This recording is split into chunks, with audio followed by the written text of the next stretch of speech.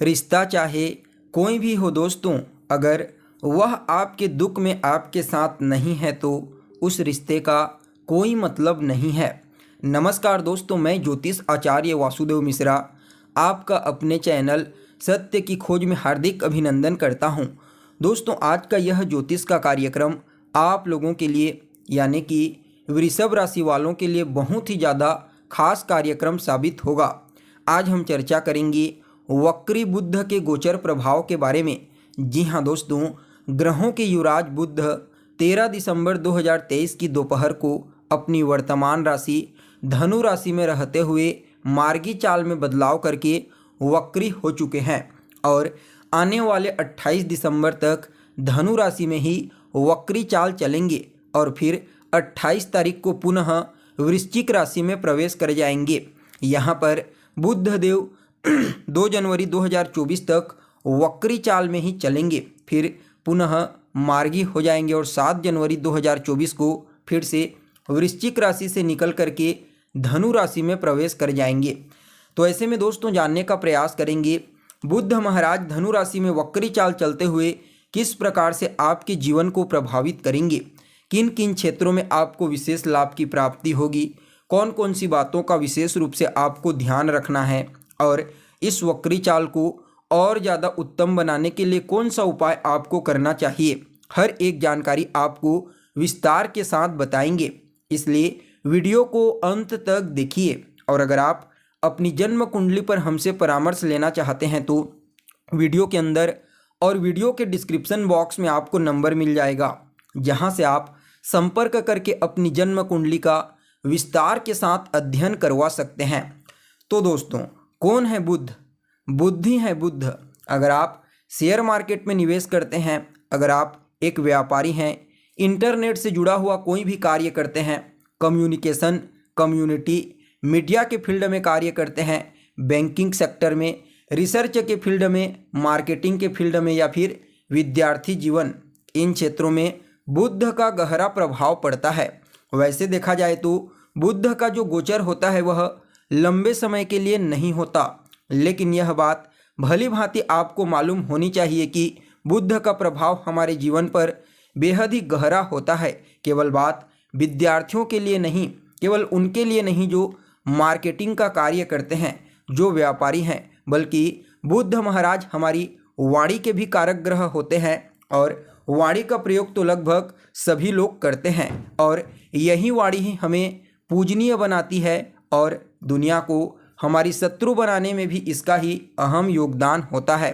इसलिए बुध देव का जो गोचर होता है सभी लोगों के लिए बेहद ही महत्वपूर्ण होता है। वैसे तो मैं लगातार कुंडलियों का विश्लेषण करता रहता हूं और गोचर में इसके प्रभाव को समझने का प्रयास करता हूं।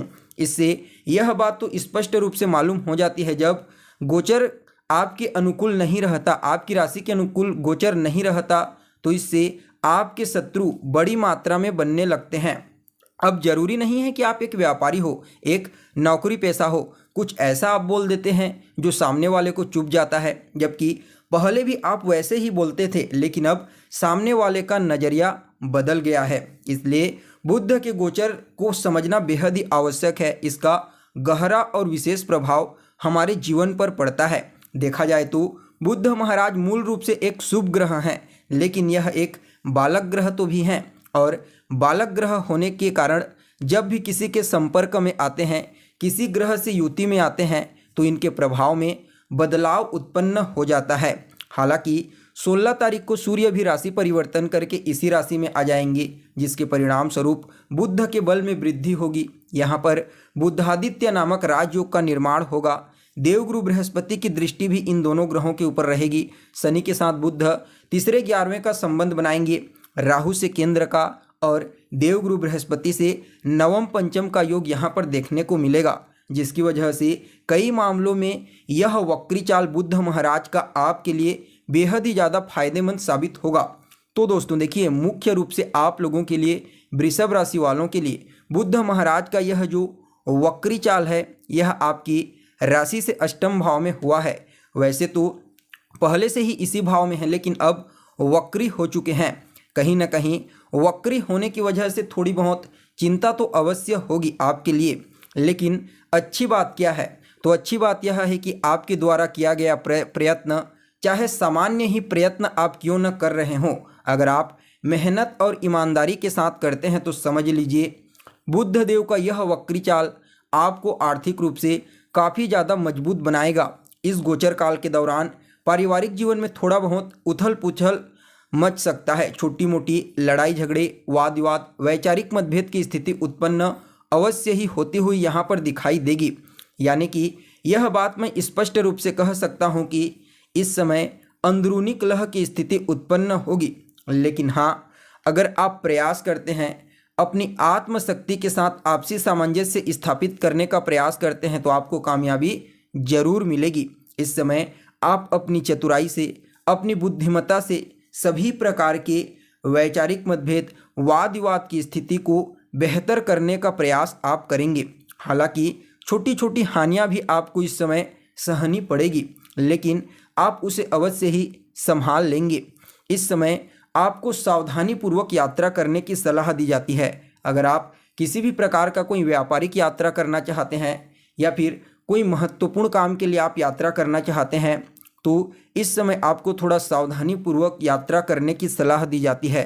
बाकी विद्यार्थियों के लिए यह गोचर अत्यंत ही श्रेष्ठ साबित होगा।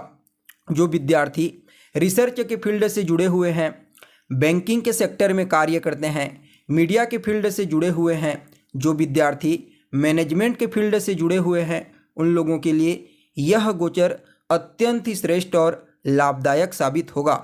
बस आपको मेहनत करना है, सिर्फ और सिर्फ मेहनत से पीछे नहीं हटना है। और दोस्तों यहाँ पर एक और बात का आपको ध्यान रखना है, जिन लोगों को स्वास्थ्य में परेशानी है, फेफड़ों से संबंधित परेशानी है, तो उन लोगों को इस समय अपने स्वास्थ्य का विशेष रूप से ख्याल रखने की आवश्यकता है। लेकिन यहाँ पर भी एक और सकारात्मक पक्ष यह निकल करके आता है कि अगर आपको स्वास्थ्य से संबंधित कोई परेशानी है और आप पूरी तरह से प्रयत्न करते हैं, डॉक्टर से जा कर के मिलते हैं, सही इलाज करवाते हैं, तो आपको रोग से मुक्ति भी मिलेगी। कुल मिलाकर के देखा जाए तो बुद्ध महाराज का यह गोचर काल आपके लिए, यानी कि वृषभ राशि वालों के लिए धन के मामले में, आर्थिक लाभ के मामले में अत्यंत ही श्रेष्ठ साबित होगा। इस समय आपके जीवन में धन आने के सभी मार्ग को बुद्ध महाराज खोल देंगे। इस समय आप तेजी से तरक्की करते हुए अपने कार्य क्षेत्र में विशेष सफलता की प्राप्ति करेंगे। हर कोई आपकी तरक्की और सफलता को देख करके हैरान रह जाएगा। लेकिन बस सेहत को लेकर के थोड़ा सा आपको सावधान रहना है और रिश्तों में भी आपसी सामंजस्य स्थापित करने का प्रयास कीजिए। बाकी यह गोचर आपके लिए बहुत ही बढ़िया है। फिर भी इस गोचर को और ज़्यादा श्रेष्ठ और लाभदायक बनाने के लिए रोजाना गाय की सेवा आपको करनी है। गाय को हरा चारा खिलाना है और हो सके तो बुधवार के दिन गणेश जी के मंदिर में जाइए, उन्हें दुर्वा अर्पित कीजिए। आपके लिए यह गोचर अत्यंत ही श्रेष्ठ साबित होगा। तो दोस्तों, कैसी लगी आपको जानकारी कमेंट करके बताइए। फिर मिलते हैं एक नए और ताज़ा एपिसोड में। तब तक के लिए नमस्कार।